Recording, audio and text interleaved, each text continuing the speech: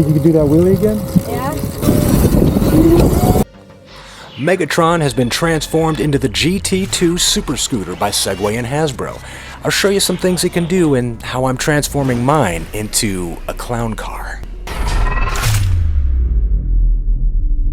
Alright, let's unbox this guy the right way. Step 1. Remove black clips from around bottom of box. Then, I guess we're taking stuff out first. Bluetooth speaker, empty box, paperwork, directions, this stuff, and batteries.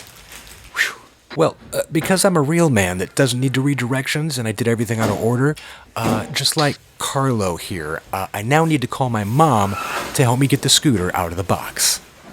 But then I remembered my son was in the next room, so I called him instead. Yeah, definitely put a time lapse on that, and then just slow down on the thumbs up, and then keep it going. Oh, that's not bad. Here's his reaction to seeing it for the first time up close. Ooh, really? These are the blinkers. Oh, that's cool. And here's how I saw it. Roll the 30-second rock and roll montage.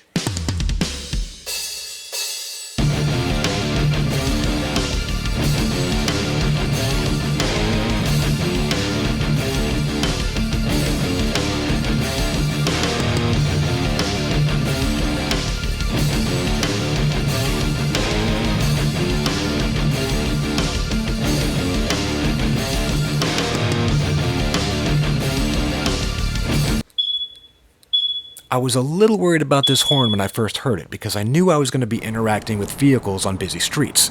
But I did a firmware upgrade, switched it to one of the modes, and now it sounds like this. And it actually vibrates the footboard. You can feel it. Push the blinker button down in either direction and you get 3 flashes. If you hold the button down in that position, it'll flash for as long as you keep it held down, and then a couple more after you let off, which is a pretty cool feature. The charging ports are very well protected by a lid and then a little rubber insert that fits snug into each port. Front and rear suspension that you can adjust for slower or faster bounce back, or that you can fine-tune for different types of terrain. I'll leave a link in the description below for all the specs, but here's what you really need to know to get started. Back brake, push button for 1 or 2 wheel drive, turn the dial for lights, and the blinker also acts as your hazard lights with a quick double tap, and of course the horn. I'd like to address this phone mount that keeps popping up in some of these clips because it does not come with the scooter. I ordered it ahead of time, I couldn't wait to attach it. I ended up using it elsewhere, which I'll show you later, but as alluded to with the clown car comment earlier, as I'll show in a minute or two, attaching things to the scooter has become a real obsession. Okay, back to the basics. Front brake, gas pedal. This is your power button, but also your resume mode button. You can prevent the scooter from going into park mode when you come to a stop by holding one of the brakes. Light turns green, let go the brake, hit the gas. But let's say, for instance, you have to stop and pick up your latest Mission Impossible briefing. While trying to get the message to self-destruct, the scooter goes into park mode. Well, just give the power button a quick tap and you're good to go. The right control switch, or the speed mode button, allows you to set the scooter's takeoff acceleration and limit its top speed. Walk mode is like putting it into neutral so you can push the scooter without having to fight the motor.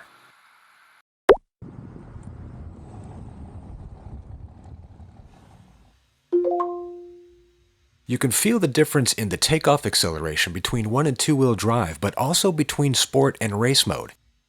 Out of the box, you're not allowed to even go into those modes until you've ridden the scooter in eco mode for about half a mile. But once you've done that, it's unlocked, and you can turn the dial to race mode, hit the button to activate the boost, and you can take off like a rocket.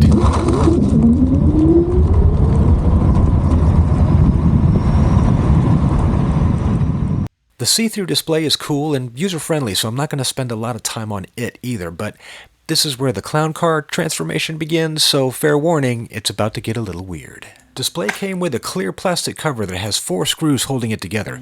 Took it apart, painted the back piece black, put it back together, and decided that it would be a permanent fixture. For one, that back piece would now allow for better visibility in the sun. Number 2, obviously now the display would always be better protected. But most importantly, 3, the display cover is friendlier than the handlebars for attachments, and it's getting a little ridiculous. Hello? Yeah, I thought your video was supposed to be a review of the Segway GT2 Megatron. Lo siento, no habla inglés. I have an Insta360 camera with a selfie stick, and I thought if I created a mount that attached to the display cover, like so, I could then attach stuff to the selfie stick, like a mirror, or an AM radio with an antenna. I went through my little collection of accessories, bits, bobs, and doodads to see if I could put something together, make or create something to accomplish that goal, and here's what I came up with.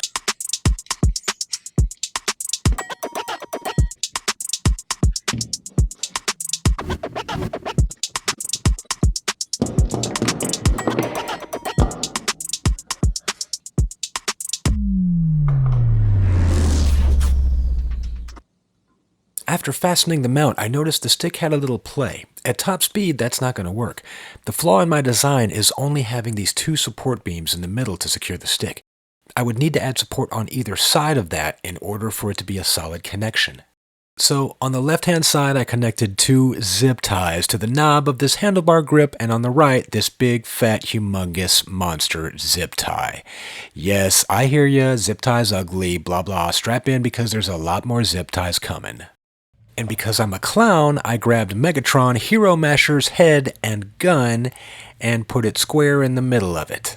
And yes, the gun launches a little plastic missile. I love it. I don't care. Don't judge. And now with the 4 connection points, the stick is solid while extended. I tested it at top speed and it works great. By unscrewing the camera from the stick, it's easy access to the battery and the SD card. And now I can use mounts like this one that will attach to the cylindrical shape of the selfie stick. Yes, with a zip tie for added support, but now I'm not limited to the type of mirror that I can have. For a phone mount, I went back through my accessories and kit bashed a lot of pieces that don't belong together. Tested it out, top speed, in the wind, and the phone doesn't move. Since I'm using my phone to shoot this video, I'll use this old one as a prop. Am I using zip ties again for added support? Yes. The GT2 comes with a friggin' awesome Bluetooth speaker. It sounds amazing. It's aerodynamic. Why in its place do I have this smaller $20 speaker from Amazon? It's because this little cheap one has one feature the other one doesn't. On the back, it has a 3.5mm input jack that I can plug this wire into. The other end of that wire is plugged into an MP3 player because I wanted an independent music system set up on the scooter that doesn't require my phone or it's Bluetooth enabled in order for it to work. Also found on Amazon. The speaker is being held to the stem of the scooter with mini bungee cords and zip ties. 2 different kinds of bike locks, which I definitely recommend. You can never have enough security, and sometimes the folding GoTrax lock on the bottom is just a little too short. And again, because I'm a clown, I just couldn't resist putting these glowing shoe clip lights around the front of my emergency sack pack because why not? Using rapid straps to keep the bag in place, and the string from the bag is wrapped around the stem and then hooked onto a ruby closet hanger cascade hook that fits perfectly on the quick release lever of the folding mechanism. The 2 screws in the zip tie are just to give the folding lock case a little added support. But just a little sack pack I got at Ross for like $10 in case I forget my backpack or I want to put my helmet in something or if I run across a 900-year-old Jedi on my journey. Well, here it is, the clown car. Did I take it too far by adding too many gadgets? Is there something I'm missing that I should add? Did you spot all 4 dogs in this video and which one's your favorite? But the biggest question of all, who's going to tell this guy these shorts are horrible? So maybe I look silly with all this stuff on the scooter and it takes away from the cool, sleek aesthetic. I didn't intend to make this stuff a part of the video. I just wanted to show off the Segway GT2, but this was my way of dealing with the one complaint I have with it. The majority of bicycle and scooter accessories I tried just didn't work. I thought that phone mount I showed you earlier would work, but at high speeds, it starts to slip, and this thing goes pretty fast. Which is why I don't feel silly wearing a motorcycle helmet on this scooter. It goes fast enough to warrant its necessity. And sometimes you want to ride in cold weather, and sometimes you just want to look like a ninja. At night, wearing a helmet isn't enough though. Although the scooter provides me with lights to communicate with those around me, I try to wear some reflective gear as well. And even though the knee and elbow pads are supposed to protect me if I fall, it also communicates to drivers I interact with that I'm taking safety seriously, and that makes them more comfortable. So really, day or night, the safer I look, the more courtesy I receive. Of course, it helps that I make a concerted effort to be a courteous rider myself. I try to come to a complete stop at every stop sign, even if my perception is that no one else is around, give a nod or a wave when I can, and show support to others, keeping it weird. I've learned a lot in the past few months about the world of scooter commuting and the laws that prohibit but also protect what I can do and where I can go. So I've been getting to know my surroundings as much as I've been getting to know the Segway GT2, which is one of the reasons it's taken so long to get this video out. The other reason is back in September I got the Segway Ninebot G30 Max and I started shooting footage to make this video about that scooter. It was while I was doing research on it when I stumbled across the information about the Segway GT2 Megatron LE, and it changed everything. When I saw it, my first thought was, that is the scooter I belong with. So like a smooth criminal, I walked up to my wife and just said, look, I know I just got this scooter, but I'm about to get this other scooter and it's more expensive. And what I heard was, okay. So I went ahead and ordered it, and now I sleep on the couch for a while, but that's okay because I needed to be alone to figure out what was important about this whole experience. I needed to go on a spiritual journey to find enlightenment, seek out a master of wisdom to guide my future self. So I went outside and found these dudes doing tricks on an electric Surron. I had finally found the Jedi Master I was looking for. He said the first thing I needed to learn was how to do the wheelie.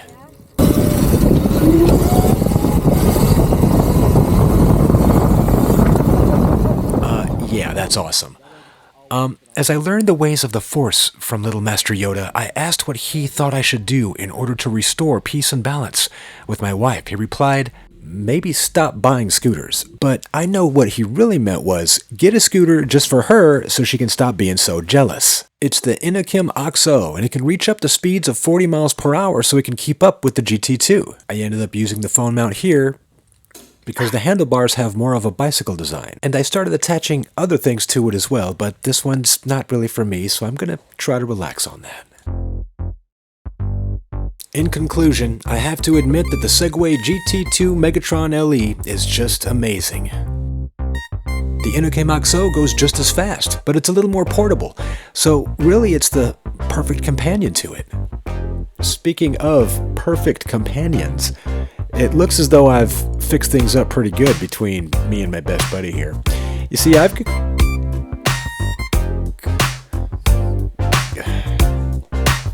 one more week on the couch. Tops.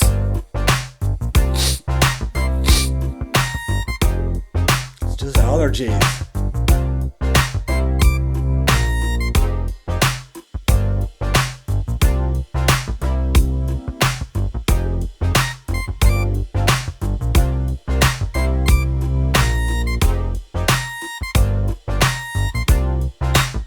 What's your YouTube?